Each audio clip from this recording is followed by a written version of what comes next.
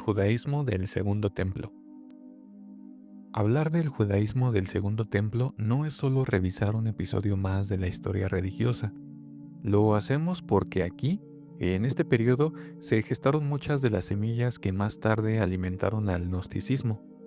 La visión de un cosmos lleno de potencias invisibles, la lucha entre la luz y la oscuridad, la espera de un redentor y la convicción de que existen verdades reservadas a unos pocos elegidos. Comprender este judaísmo es comprender el terreno donde el gnosticismo echó raíces. Para empezar, hay que ir al momento en que todo cambió, el año 586 a.C.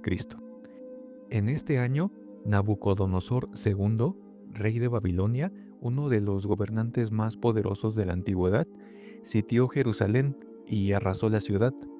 El templo, centro de la vida judía, fue incendiado y reducido a cenizas.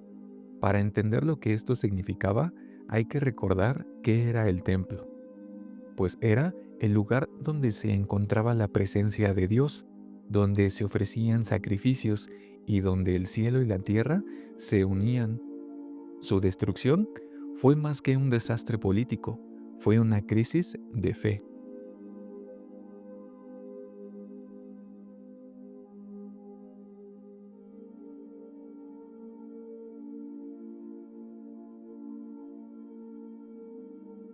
El judaísmo de aquel entonces se entendía como una religión de alianza. Dios había hecho un pacto con Abraham, entregando la Torá como guía de vida.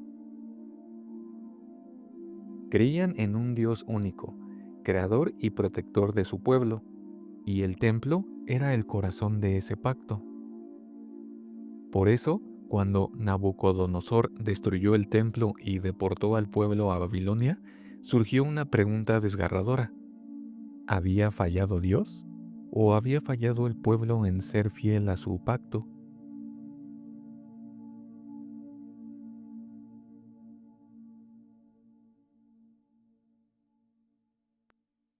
Durante el exilio en Babilonia, los judíos no desaparecieron, como solía ocurrir con los pueblos conquistados.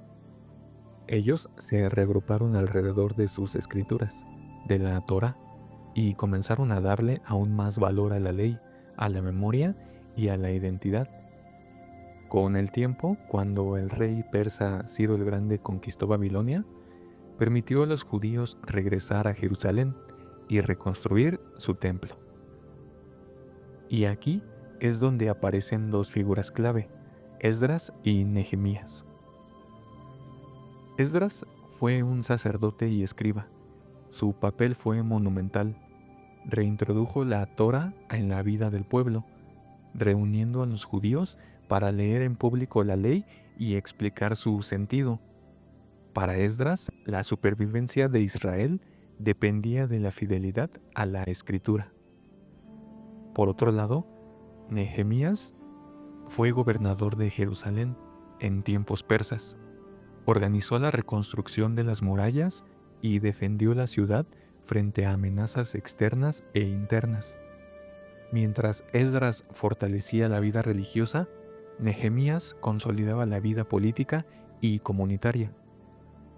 Con ellos comenzó lo que llamamos el judaísmo del Segundo Templo, que duró hasta el año 70 después de Cristo, cuando los romanos, bajo Tito, lo destruyeron nuevamente.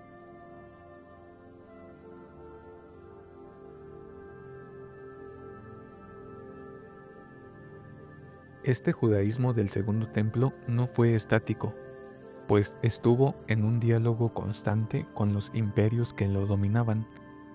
Por ejemplo, con los persas absorbió un mayor dualismo cósmico, la idea de fuerzas de luz y fuerzas de las tinieblas.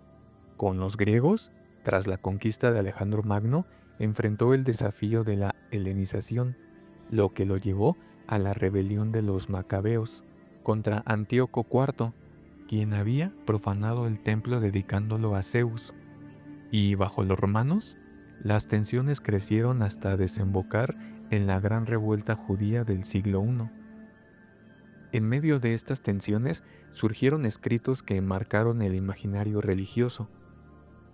El libro de Daniel es uno de los más notables, pues Daniel es presentado como un joven noble llevado al exilio en Babilonia, que se mantiene fiel a su Dios aún bajo la presión de servir en la corte extranjera. En sus páginas encontramos relatos como el de los compañeros de Daniel en el horno de fuego,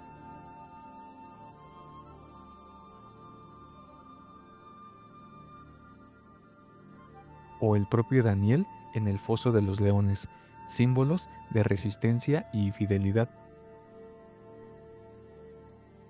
Daniel no solo fue un personaje, fue un arquetipo de la fe en tiempos de opresión y el portavoz de la esperanza en el triunfo final de Dios.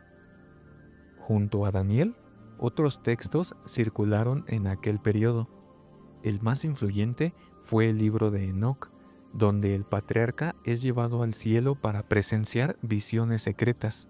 Allí se narran historias de ángeles rebeldes que descendieron a la tierra, enseñaron magia, metalurgia y artes prohibidas a los hombres, y corrompieron a la humanidad.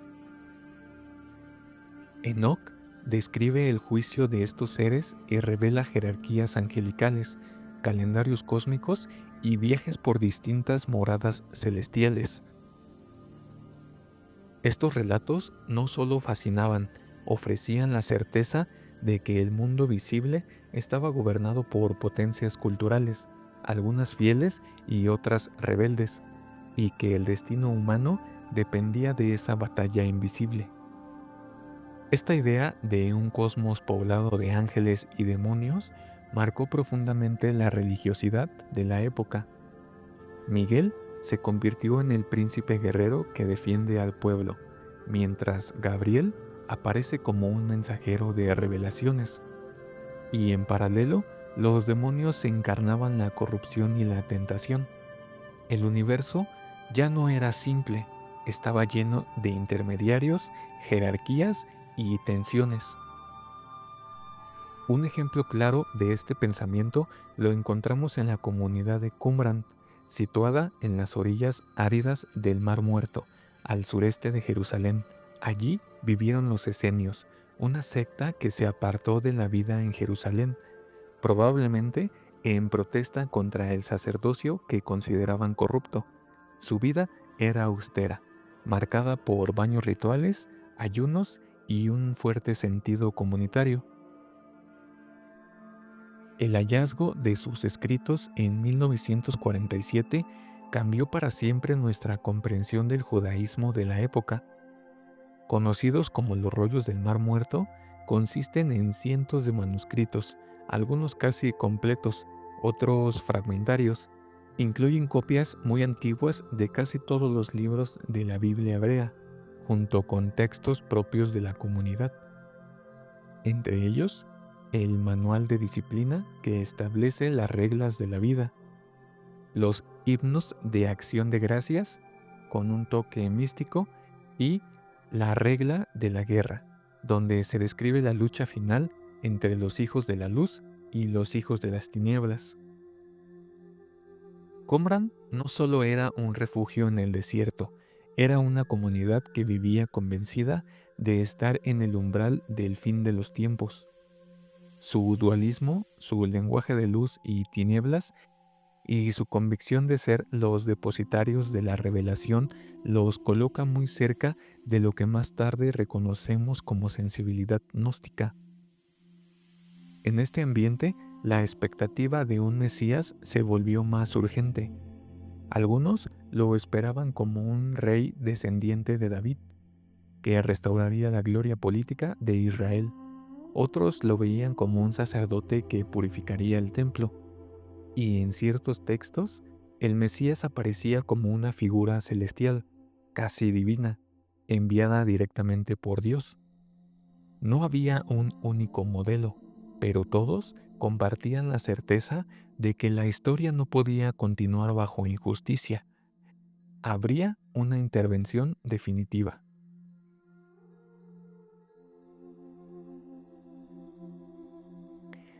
Al mirar este mosaico, entendemos que el judaísmo del Segundo Templo no fue solo una etapa, sino un proceso de reconstrucción espiritual. Fue la fe de un pueblo que sobrevivió a la ruina, que se redefinió alrededor de la Torá, que dio a la luz visiones apocalípticas, que pobló el cosmos de ángeles y demonios, y que esperó con ansias a un redentor. Fue un judaísmo moldeado por imperios, enriquecido por la diversidad de corrientes internas y atravesado por la tensión entre historias y eternidad. El judaísmo del Segundo Templo fue, en definitiva, una fe en reconstrucción constante, marcada por la memoria del exilio, sostenida por la Torá, enriquecida por visiones apocalípticas y cargada de esperanza en un redentor. Fue un judaísmo moldeado por imperios, enriquecido por la diversidad de corrientes internas y atravesado por la tensión entre historia y eternidad. Podemos decir que este periodo fue el camino donde resonaron los primeros ecos del gnosticismo, pues en sus símbolos y visiones ya encontramos la semilla de una espiritualidad que buscaba descifrar lo oculto tras el mundo visible.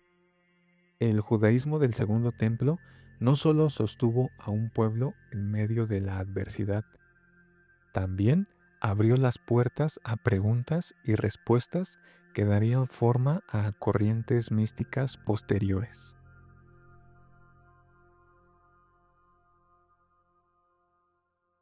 Y antes de cerrar, quiero detenerme un instante, porque no es poca cosa dedicar tiempo a detenerse, a escuchar estas historias antiguas que todavía nos interpelan. Gracias por acompañarme hasta aquí, por abrirte a estas ideas que nacieron hace tanto tiempo y que aún siguen resonando, pues no se trata solo de aprender datos, sino de dejar que estas voces antiguas nos hablen y nos recuerden que la búsqueda de sentido ha acompañado a la humanidad desde siempre. El eco de este tiempo nos invita a reconocer que la historia no solo guarda memorias de destrucción y esperanza, sino que también revela el pulso profundo de la humanidad por trascender. El judaísmo del Segundo Templo es testimonio de que aún en las ruinas se puede forjar visiones capaces de atravesar los siglos y de que en medio del caos puede nacer una espiritualidad que ilumina lo invisible.